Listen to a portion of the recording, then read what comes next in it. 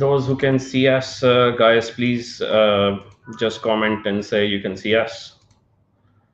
I'm just kicking off shortly.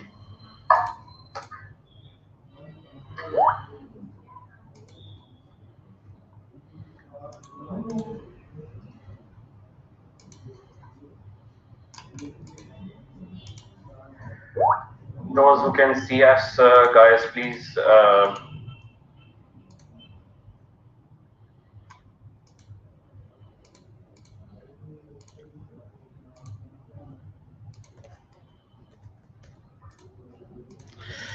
Okay, so Assalamu alaikum, Bradley. Assalamu alaikum, everybody. Hello, how's it going? Good, good, good. Thank you very much for joining this session. We audience is building up, but we're now live with the people of mainly the people of Pakistan and the overseas as well. Right. So the purpose of this session is to gain some knowledge from the man behind Helium 10 and understand actually and also take some questions from the people who has actually been asking since I've announced this in our group, eCommerce by Enablers. So I know it's pretty late night at your end, so I appreciate the time you have taken to come in this live session. So we'll start from some key questions the people which has been asking in the post which I posted. I mean, the main thing was mainly the tool is usually used for the product hunting, right? So mainly the purpose of this is about finding a niche and finding a product, but there are other aspects as well.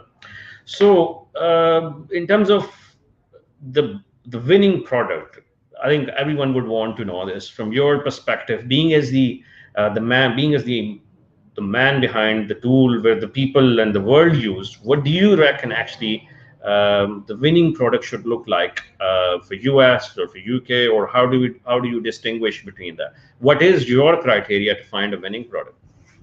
Yeah, so for me, I'm a little bit different, than others. But at the end of the day, it always depends on what the goal of the individual is. Like if the answer I'm about to give for what I like to look for is maybe the wrong answer for somebody who wants a product that is going to make them $50,000 a month. It's going to be the wrong product for somebody who maybe just wants a few dollars a month, a very low cost product. But what I like to look for is similar to what we did in the YouTube Project X series. Is I like to find product niches where there's almost no competition. Like almost no, like other people, they like it. And this is fine. It's not wrong. That's the beauty about Amazon is there's no one way to do things. But some people teach like, hey, we need a lot of sales from the existing products to show the demand. Me, I take it a step back. If there's search volume, to me, there's demand for the product. But I love to see where maybe there's only one person selling it or two people selling it, and then everybody else is wide open. So I look for a product that has demand by search volume and very, very few, if any, competition, so that I can kind of like control the market on Amazon. Right. Okay. So I mean, in terms of budget perspective, usually the people says the U.S. market, in order to rank a product on the page one, it requires more than $10,000 to $15,000, or maybe even more than that. From your perspective, how do you distinguish that this specific project or product actually will require X amount of budget to launch? How do you calculate your launch budget? Yeah, so for my launch budget, I usually look at what the market looks like. And I actually did a case study on this recently. It was a podcast. That's why I have the background is Maldives. I was just in the Maldives to record that podcast. But I have this method that I call the Maldives honeymoon, where it requires very little for launch, regardless of the keyword. And if you're going to launch in a very saturated market, supplements or phone cases or something, yes, you're going to need probably double the cost of your inventory you're just going to need for launch, because you have to put so much marketing money behind it. But this goes back to the way I find a product is the reason why I chose those categories of high demand, but not almost only one or two competitors, is now my launch costs are going to be very low. So I did another case study last year where, just to show it could be done, I launched 12 different products all at the same time. My total investment, products, shipping, marketing, everything for the initial was only less than $5,000. I just wanted to prove that it's possible. So, somebody out there who thinks, hey, I only have $1,000. I don't want them to think, oh, I can't sell on Amazon. Now, if you only have $1,000, can you get rich? Can you make $1 million business? Can you replace your day job? No, you have to have realistic expectations. But is it possible to start with 1,000? Yes. Can you scale faster with higher? Yes. So the latest projects I've been doing, I try and give myself a budget of $5,000 for one product, and the inventory cost maybe $2,000 shipping, or $2,000 to $3,000 shipping, sometimes $1,000, and then with a budget of $1,000 for the remaining amount, that's how much it'll cost maybe to do some giveaways, like search, find, buy, or some heavy PPC in the beginning. And that's my entire launch is about $5,000. All right. So you usually basically from ranking perspective, you're mainly focused on the PPC, or do you get more orders from search and buy and all those? How do you usually rank it? I mean, everyone I think would love to know that. PPC definitely plays a role. Like some people say, oh, you need to wait to get a few reviews before PPC. And if you do that and you have success, go ahead. That's not my technique though. I liked starting PPC from day one because I want to show Amazon that, hey, I'm serious about this product. And when you have a new product, that's part of the Maldives honeymoon method I teach, is that from day one, if you're showing Amazon that there's a lot of traffic related to your product, they're going to like it, and it's going to give you the benefit of the doubt.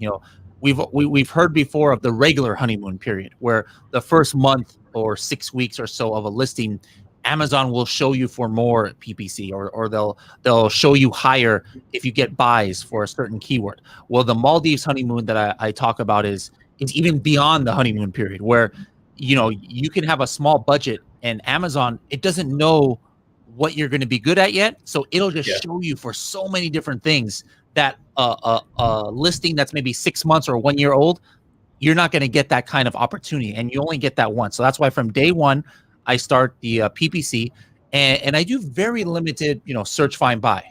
I've done, maybe a keyword that has 10,000 searches. Normally the CPR number in Helium 10, which is how many you have to do a giveaway for to get to page one, it's something like maybe 150 or 200 units. If I do it in the first week of the listing, that's part of the Maldives honeymoon, I could get to page one with only 5 or 6 or 7 or 10 giveaways. So very, very few, as long as the keyword is in the title. The keyword is in the title. Not many people have that keyword in the title. And I'm doing it in the very beginning of a listing. 10 search, find, buy is enough. Okay, I think this is one of the question was I was just reading, which is I think would be beneficial for all. You can say no, but what PPC strategy do you usually use for yourself to rank it? Sure. I use the Helium 10. We have an ads tool now. We didn't have that like a year ago, and actually before a year ago, I never touched PPC. I mean, I launched over 400 products for my clients. It's funny. I know there's a lot of virtual assistants who are watching right now and consultants. I was you before. I didn't start selling on Amazon. A lot of people don't know. People think I was some big seller. I never sold one product on Amazon before I worked at Helium 10. I was working as a consultant, kind of like a virtual assistant for other sellers. And so I launched 400 products, never touched PPC. I was too scared. I'm like, I don't want to learn PPC. It's so difficult. So anyways, Helium 10 came out with ads tool. And my strategy is from day one, I have 3 campaigns I start for one product. One is the auto campaign, just to let Amazon show me for whatever keywords they think is relevant. The second one I launch at the same time is a broad campaign with I'll pick 4 or 5 main keywords, very short keywords, so that Amazon can show me for the related keywords to there. And then the third one I do is a proven campaign, or a exact manual campaign, only maybe 7 or 8 keywords, but those keywords that I know, if I am going to be successful in this niche, I have to convert for this keyword. So like if I fail at it, then I know the product failed. So like I can, even though I have no history from day one, I put those keywords in there and I run all 3 of those with a very heavy budget on those exact manuals that I want to rank for. And that helps me with my ranking. Okay, and how many usually reviews do you take before you put very heavy budget in the PPC? Because what is your pre-launch strategy on that? Sure. I mean, my budget, I actually don't change. Like sometimes I'll start, $20, $30 each on those campaigns per day. Right. Because again, these are not products I'm trying to sell 100 a day of. These are products where my quote unquote success is 10, 20, maybe 30 products a day selling. I'm happy. So, and my cost per click is very low. Well, when you go into these niches, that's another one of the reasons why I have that product research technique, or where I'm only looking for the ones that there's almost no competition is, like for example, the Project X coffin shelf.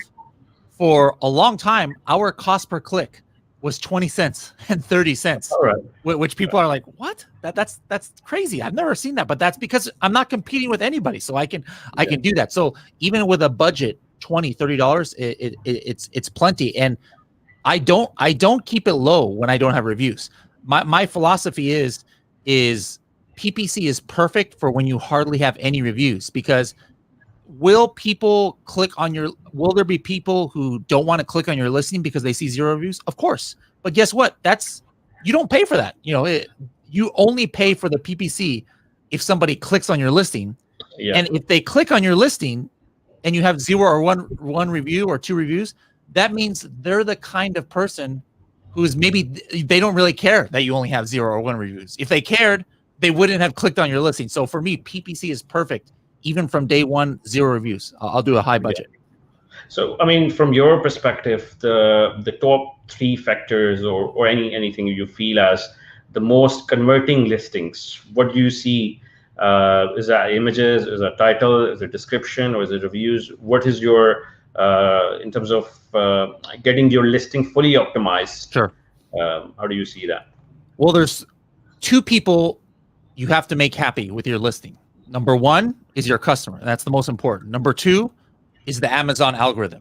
All right. You have to make both of them happy. You have to be relevant to both of them. So for the customer, who's the most important, obviously the images and your price and your copy, those are very important.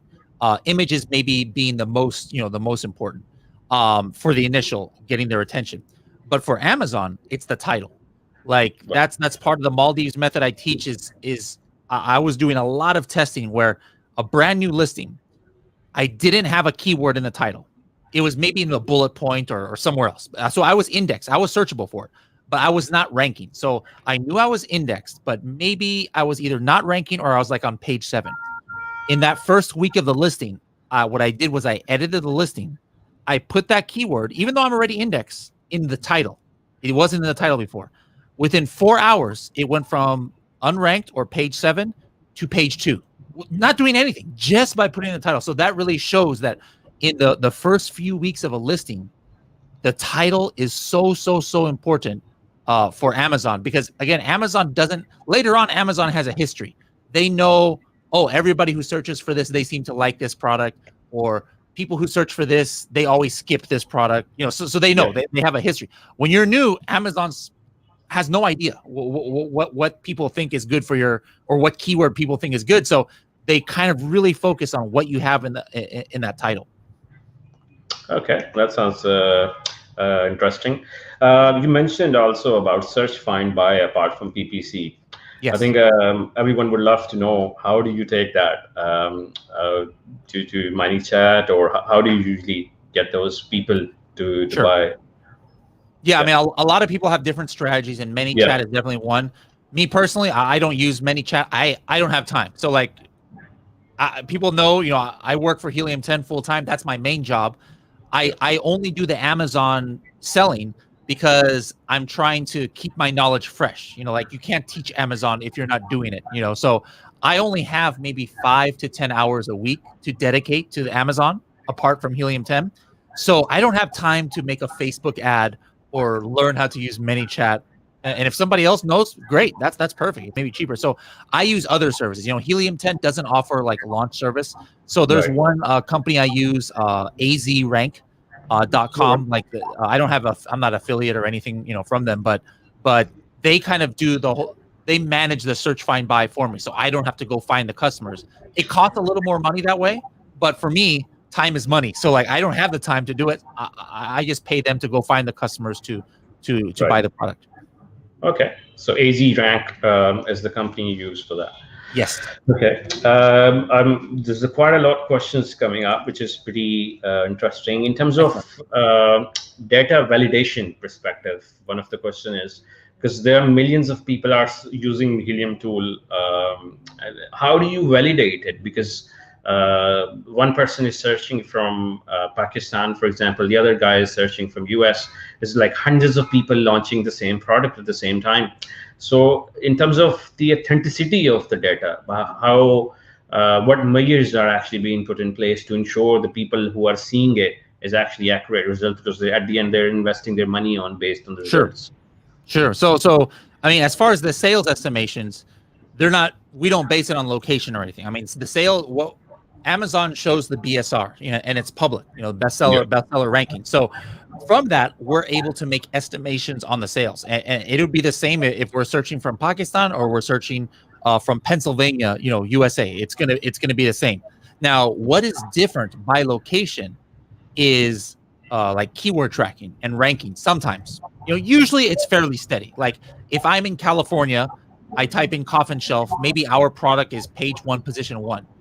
It doesn't mean in New York it's position 37. Sometimes there's funny things like that happen, but maybe New York is like position 2 or 3. So it's almost always the same. So that one kind of location sometimes matters, but everything else that we give estimations on, search volume, sales estimate, it's all universal. It doesn't matter where you're looking from. Yeah. Okay. All right. I think obviously it's more of an inside information, but because lots of VAs and lots of the new potential sellers are watching you, and there are some inside information, like which categories do you believe these days are hot for having good demand and low competition, from your perspective?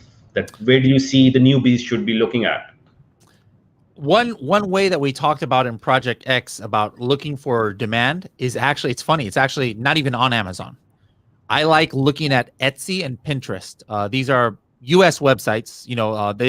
I'm sure they have some counterparts in Europe and other places, but Etsy is like kind of like made for handmade products, or people who have a home business and they make some kind of product in their house or the garage, and then they put it for sale. Because in these websites, what you see on there that is trending is usually like 4, 5, 6 months ahead of Amazon. And the reason is, somebody has an idea and they want to make a new product, and they have their own garage or they make it themselves. That's why they're on Etsy. They have the idea. In 3 days, they have the product, and now it's for sale.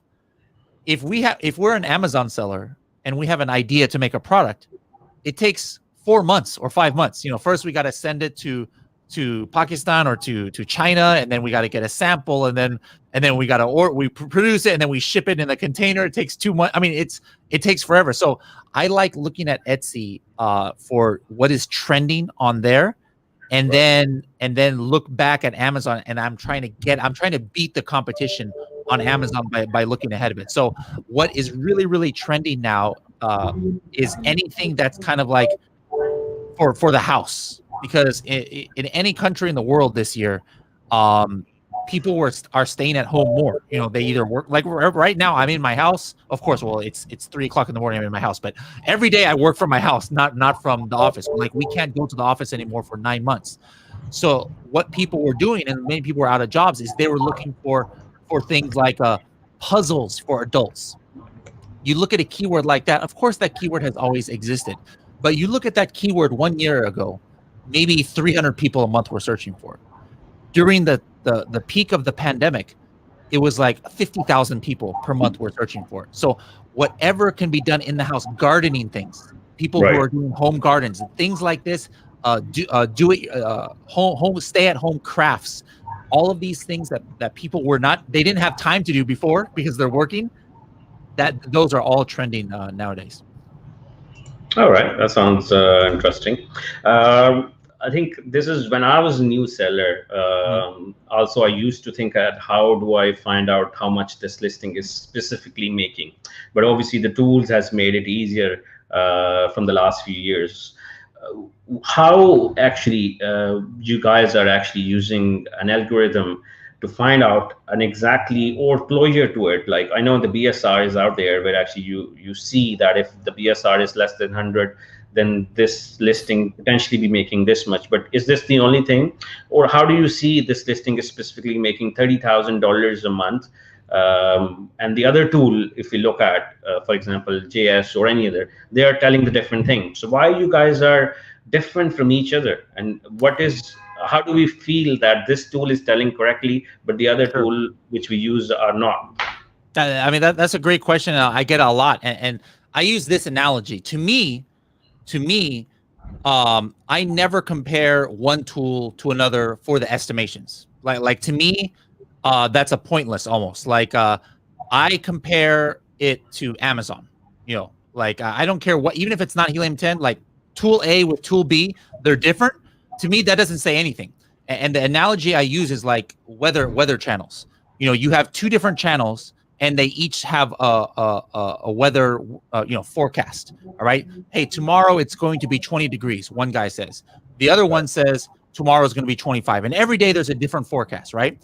Now, if somebody tells me 1 week later, hey, channel A said 20, channel B said 25, something's wrong. Well, to me, I'm like, well, that doesn't mean anything. What was the temperature? Like, what really was the temperature? And now I know who is more accurate. Like unless you have that constant, like you have nothing to compare it to. Just because one is something and one is the other, you have no idea which one is more correct. So what I always tell people is like, hey, you have your own products maybe on Amazon or access to your own data. Compare what Helium 10 or any other tool says to yours, and you'll see it's very close. Or if it's not very close, then something's wrong. Maybe you can't trust that.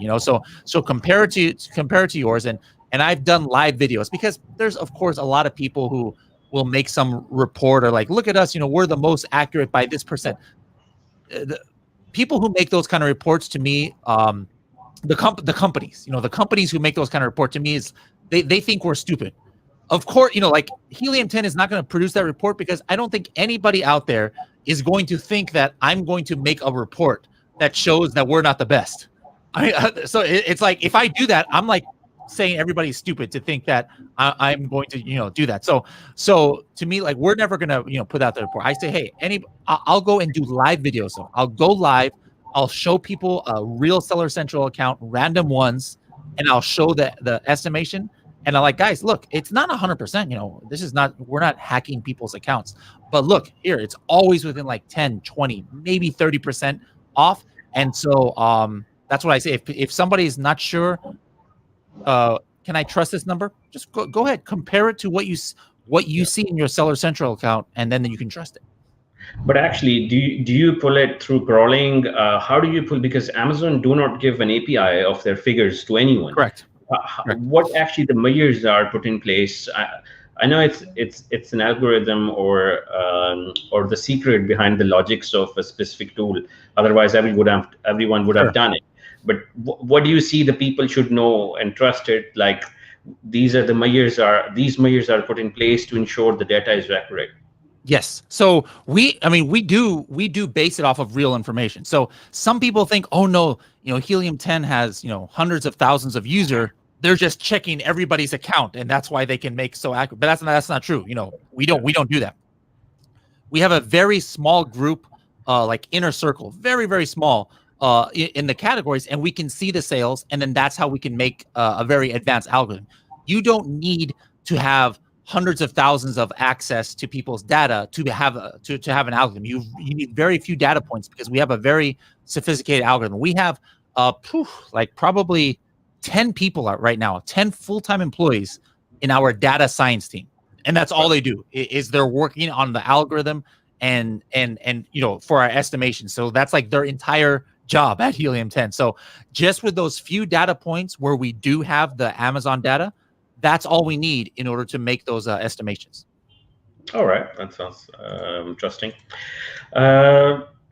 Right. So I'm just reading more comments in the people. So one of the questions keeps coming up actually, because the new emerging markets are there, just like you can say UAE and other small markets. When do you potentially plan to launch that against this?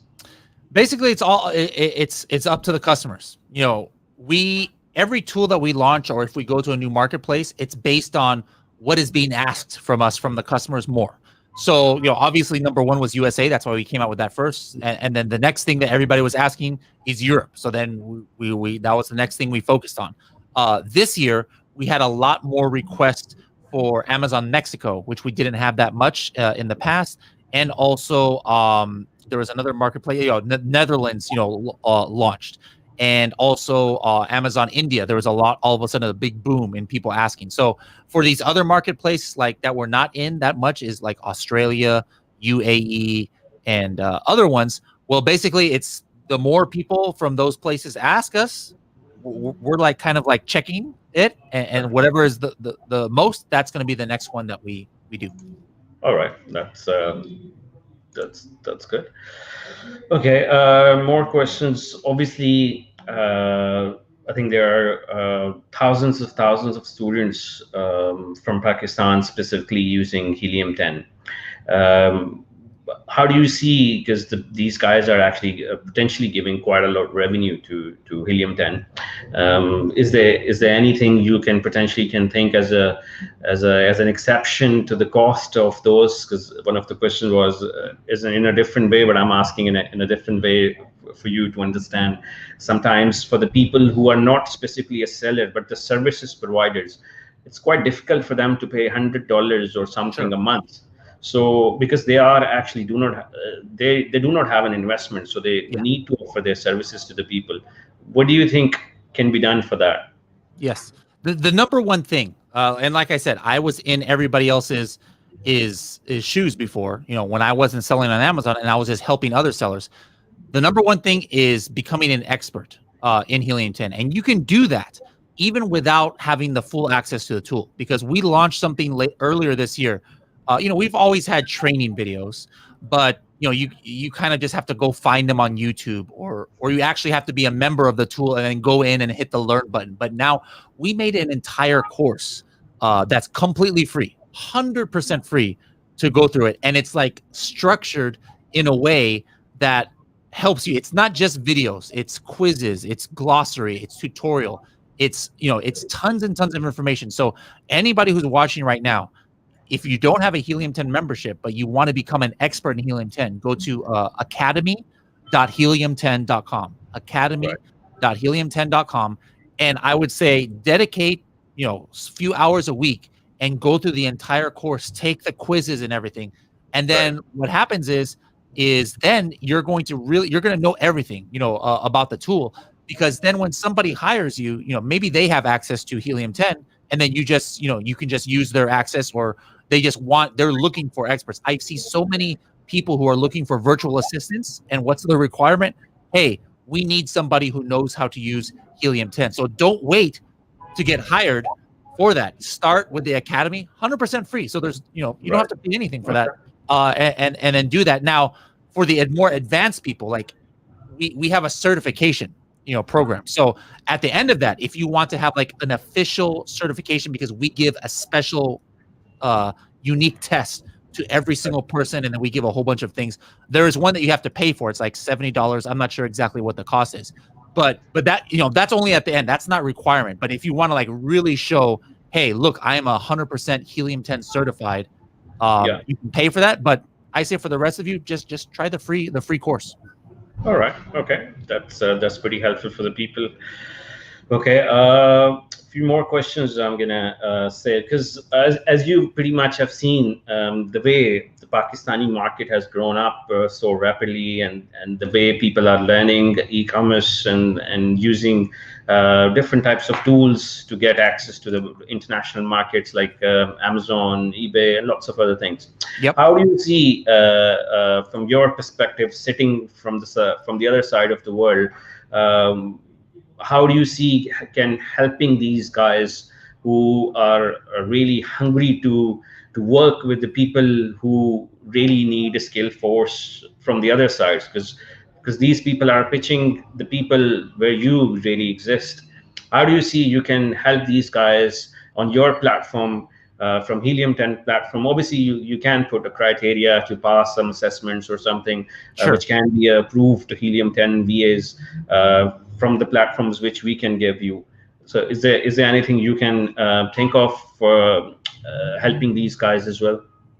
Yeah, I mean, there's a couple of things, like, you could try to become an expert in all things Amazon and entire Helium 10. That's fine, of course. I mean, that's going to be powerful, but something that might help you get started is try to become an expert just in one aspect at first. Like me, when I was the consultant, like I said, I was able to do all that. I never did any PPC. I just left that for somebody else. But I was like an expert, 100% expert in like the keyword research and launch. And then I got the reputation because of that. What happens nowadays, a lot of times people aren't looking for help just with everything A to Z. They want, I mean, just yesterday, I got a WhatsApp from somebody. Hey, I'm looking for somebody who can write my listings. I need a listing optimization expert. So instead of trying to become a big, know everything, focus on one thing and becoming an expert in that. And then, like, offer your services free of charge, to somebody. You have to get some social proof. So, say, hey, go to a message board. Anybody want, their listing made? I'll do it for free. Anybody wants special keyword research? I'll do it for free. But if the only thing I ask is, can I use you for a reference? And then what happens is maybe they don't use you for a reference because they're not happy with your service. That's fine. Ask them, why weren't you happy? Well, what do I need to improve on? So I guess, my suggestion is anybody who, if you can sell on Amazon, if you're able to, get the company where you can register in Amazon. I know it's hard in Pakistan. Of course, go ahead and do that. But follow my course and become an expert in something. Do it for free for a little bit for a few people. And then now somebody is asking for a paid service.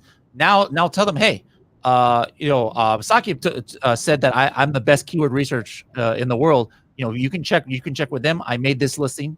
I'd love to be hired for you. So that would be my advice to people who are just starting out. Okay, all right, that'd be really helpful for the people. Okay, I think this is going really well. I'll take a few more questions. I know it's pretty late at your end, so I appreciate the time you have taken to come and answer these questions.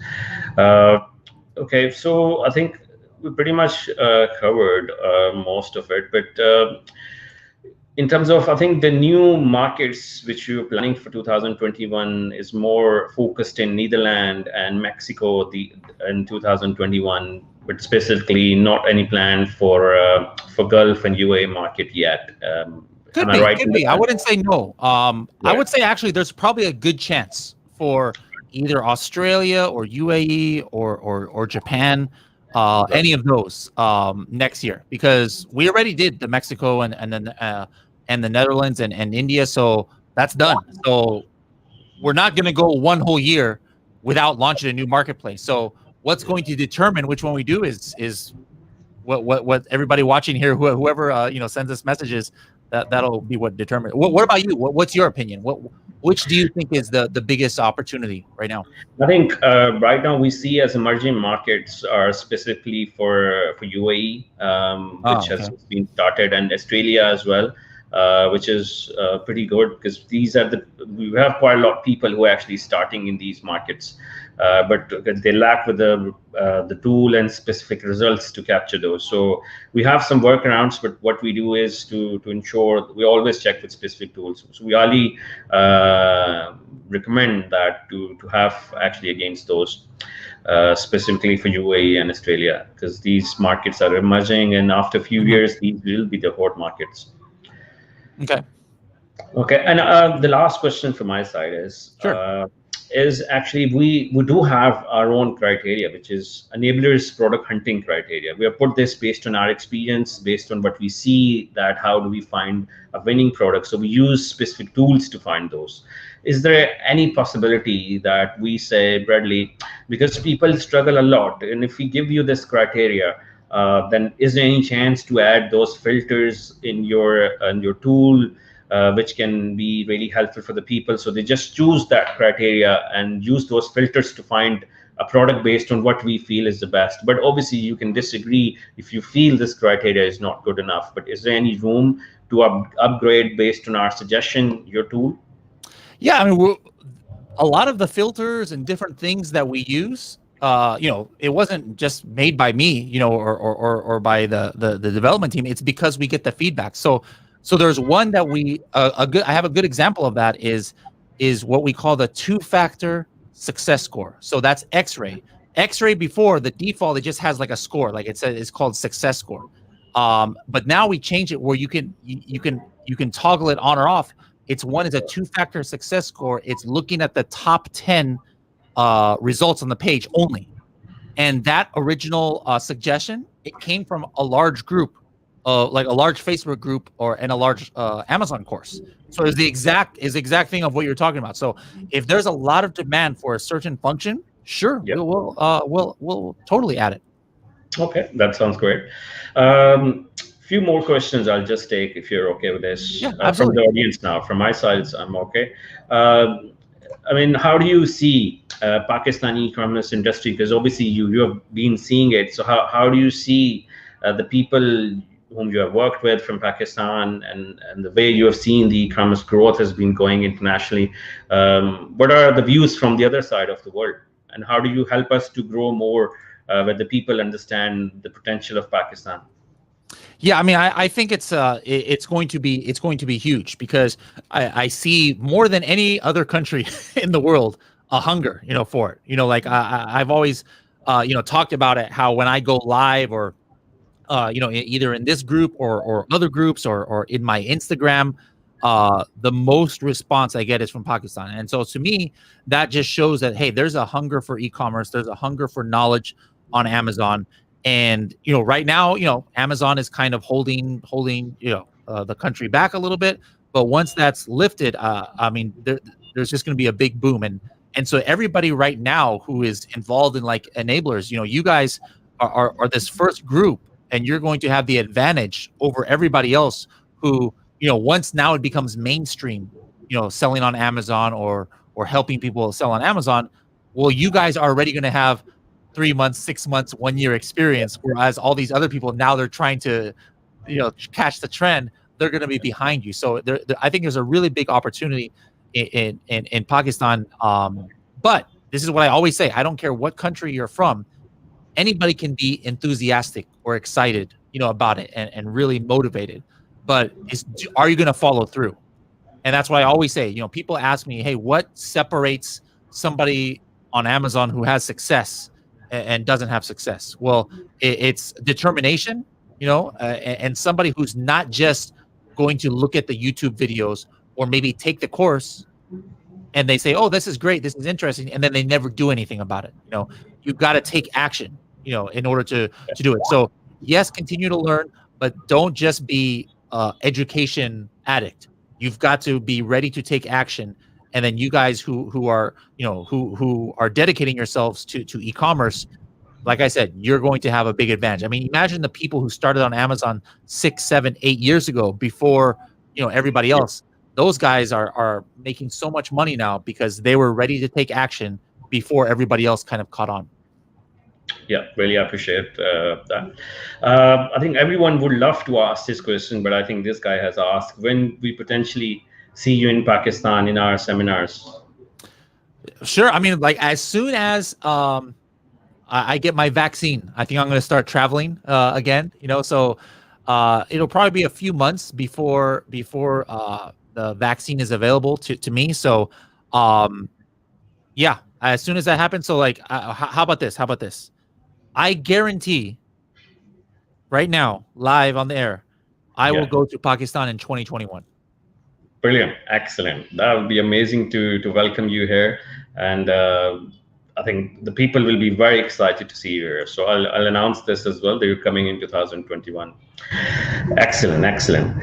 Okay, I think we have pretty much covered, and it seems that it's an amazing session, and we've learned a lot. The people are obviously this is getting recorded, so the people who kind of missed it, they can be able to see this later on, and we'll time to time bring you on board, inshallah, to get your knowledge to the people of Pakistan.